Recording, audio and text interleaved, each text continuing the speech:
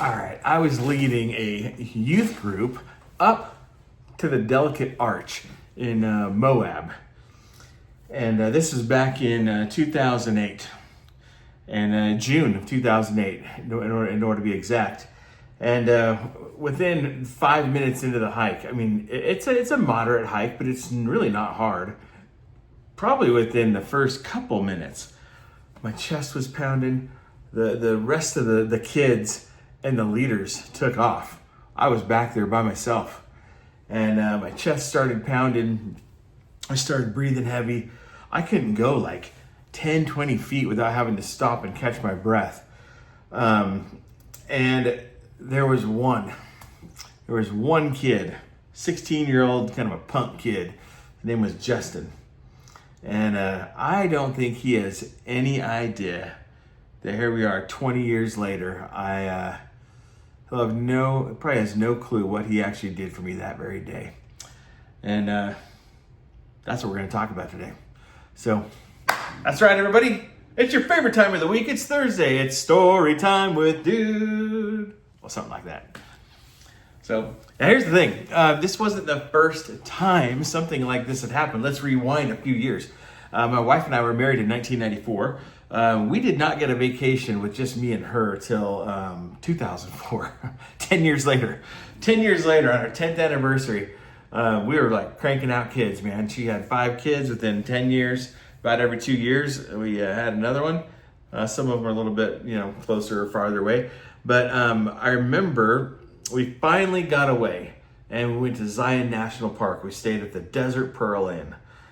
Pretty cool little hotel. It was pretty new back then, if I recall. And it was just a weekend getaway, not a horrible long distance from where we live. And I remember we're like, okay, yeah, well, let's go. We'll chill at the hotel. We'll hot tub, go out to dinner there in Springdale, and we'll do it. We'll do what you do on your anniversary. Am I right? And then the next day we actually went on a hike, and we went on an easy hike. It was called the Emerald Pools hike. Many of you have probably done it. Millions of people have been to Zions. Now, when you go up the Emerald Pools Trail, you can go right or left. My wife's like, I want to go left. This is where we went a long time ago when I was younger. And she goes, it's longer, but it's technically supposed to be easier or whatever, so they say. Anyway, we went left. And oh my gosh, this is 4 years before the Arches one. And man, my heart was going insane. I'd been working a desk job for 10 years, totally sedentary. I've already done a story time where I talked about how I put on weight, why I put on weight, what I was doing to put on weight. So I'm probably a good 210 or so pounds and out of shape, and my body was not used to being that weight. And so I was huffing, I was puffing. I wasn't blowing any houses down, but I was, my chest felt like it was going to explode. I had to stop. I remember every little turn, every little switchback, halfway up to the next switchback, whatever. I was like, I think I'm going to die on this hill. Like, that's how it was. Finally, slowly but surely, made it to the Emerald Pools. I was very embarrassed. Here it was, my 10th wedding anniversary, and I was falling apart. And I remember that was the beginning of me going, okay, I got to do something about this. And I struggled up and down for the next 4 years. Ended up going on that youth trip with a bunch of youth. I told you before, I've been a scout leader and things like that for many, many years. And so we went out on this Delicate Arch up in Moab. Went to Moab for, I think, 3 days. Did some river rafting, did the Delicate Arch. Delicate Arch was day 1. And I remember everybody took off. And you hike up the slick rock, right, up to the arch. It's not, I don't know, maybe a mile, 3/4 of a mile. I don't know. It doesn't seem like it's that far. Like an average healthy person, zoom, they're just going right up there, They look like they're speed walking, and I'm over there going, hey. I look like Farley having a heart attack. You know what I mean? And I'm just dying. One kid even noticed. And like I said, kind of a rough looking kid, kind of a punk kid. He stayed back, and he's like, hey, you good? I'm like, no, I don't think I'm good. And I was seriously questioning questioning, I should turn around. I should go back to the car. I should just wuss out. I mean, I'm going to have a heart attack on this hike. I was having Zion National Park flashbacks, except that was just me and my wife. And here I am. I got a whole group of people. I'm embarrassed. I'm going up the slick rock. I'm literally stopping every... I think I started being like, okay, I just got 30 seconds. 30 seconds. Go 30 seconds and I'll rest. Okay, now I'll go another 30 seconds and I'll rest. Oh, it was bad. It really was bad.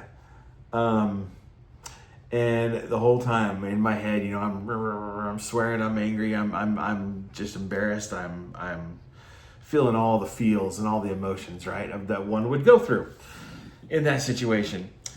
And I talked to this kid the whole way up, and we just had, 16-year-old to adult conversation, hey man, what's up? What kind of music you like? And we got to know him, and he's like, hey, you need to rest? Let's just stop up here. Oh, there's a little tree with a shade on it or whatever. And he showed a level of compassion for me when I needed it. And lo and behold, we get up to the top finally get up to the top. And all I remember, dying the whole way up, then you walk around some sort of like a corner and it kind of goes down and boom, there's the delicate arch that you've seen in all the pictures and postcards. And it's beautiful, And I'm like, oh, this is awesome. Like I made it, and embarrassed as all get out, but I'm going, I made it, right? And everyone else in the group, there's probably like 20, 25 other people. All right, they finally made it. Let's get a group picture. We got to head back down. I was like, double bird. It's like, what? What are you talking about? What are you freaking talking about? I just got here. I'm resting. We take a group picture and, they're like, hey, see you later. They start cruising. And once again, one kid, Justin, hangs out with me. We sit up there at the delicate arch. We enjoy the beauty. We enjoy the views. Snapped a few pictures of the arch. I have them somewhere on a hard drive, I'm sure. And, and we went back down. And then we went to dinner that night. I think we took them all out to dinner to some restaurant in Moab. I couldn't tell you what restaurant. I couldn't tell you what part of the river that we rafted the next day. I couldn't tell you a lot of things about that trip, right? It's gone. It doesn't matter. I don't remember. But the one thing that I've remembered probably every day for the last 20 years, about 2026, 18 years, I guess, really, I remember the way that kid made me feel. And he showed just an ounce of compassion when everyone else was clueless and oblivious as to what was going on. It's just like, hey, the fat dude back there can't keep up. That's kind of what it was. And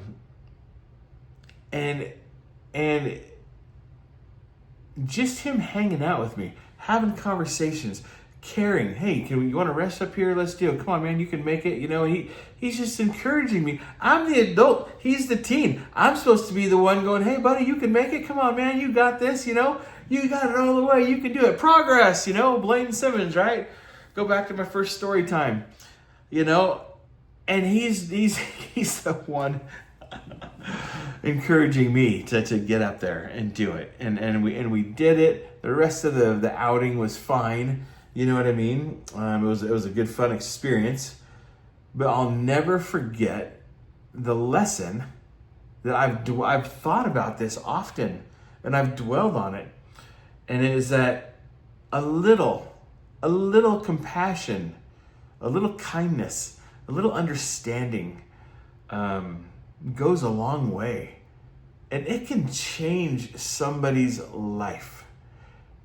That 15, 16-year-old kid has no idea that he changed my life that day. Because that is the first time that I took weight loss serious. Like really serious. So when you do something kind for somebody, you don't know what they're going through. It could be the angry clerk at the Walmart cash register. You just don't know, Maybe she found out her husband cheated on her right before she came to work. I don't know, you know what I mean? People deal with stuff every day. I think a little bit of kindness, a little bit of love, a little bit of compassion goes a long way. And sometimes it might just be enough that it doesn't just make a difference in that person's life for a minute, doesn't make a difference in their life for a day or a week or a month. It might make a difference in their life, like forever. And that was a beautiful thing. We came home from Moab, and I said, I will never, never feel like that again. I have to get in shape. It's been a yo-yo since. I'm back on the grind right now as we speak. I'm gonna do a walk on my walking pad here and when this video is over, but I came home and I looked up an old author, and he had started a brand new website called Transformation, and he was hosting a contest, and he said, 18-week contest, change your life type deal. It's not just about weight loss and muscle. We're working on the emotional side of things and the kind of the whole person, And I said to myself, heck it, I'm gonna jump in. I got nothing to lose. I just had this embarrassing moment. I don't want to feel like that again. And I was 36 years old. So it was June of 2008. We literally got back from Moab, that little trip we took with the youth. We got back from Moab on a Saturday evening. I probably found the website on Sunday, and I made the decision on Monday, like I'm gonna do something about this. And Monday, I don't remember the exact day, but Monday on a June of 2008, I said, I'm doing this. And I had a firm why and a firm commitment. And I spent the next 18 weeks changing my life. And that is a story.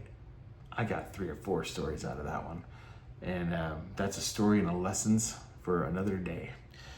But I will show you the proof of what happened over that next 18 weeks. And I've never been in as bad a shape as I was. Like, I've gained a ton of weight, right? I got down to 162 pounds after transformation. I went all the way up to 289. I've still never been in as worse shape, meaning even at 289, I could have hiked that delicate arch better than I did at 217. So it changed my life. The compassion of one young man, and then me finding a website and deciding I'm going to do this thing and following a plan to the T for the next 18 weeks changed me. And now I have the proof that I can do it again, which is why I'm here, and we're doing the Unstuck program and or the Unstuck show, and I'm documenting my journey, but that's a different show. That was the lesson today. The delicate arch hike, me dying going up the hill, the compassion of one young man, and finding that website. And that concludes today's story time with Dude. Love you guys. Thank you for all the support. Leave a comment. What is a moment? What is a moment that has changed your life? What is a small act of kindness or compassion or something that you have gained from somebody else? Someone who's putting something good in the world that's made a difference in your life. Leave a comment. Let's discuss it in the comments. And until next week, this has been an episode of Storytime with Dude. We'll see you tomorrow for another episode of Unstuck, and we'll continue the current transformation journey. So, love you guys. See you tomorrow. Dude. Oh. Out.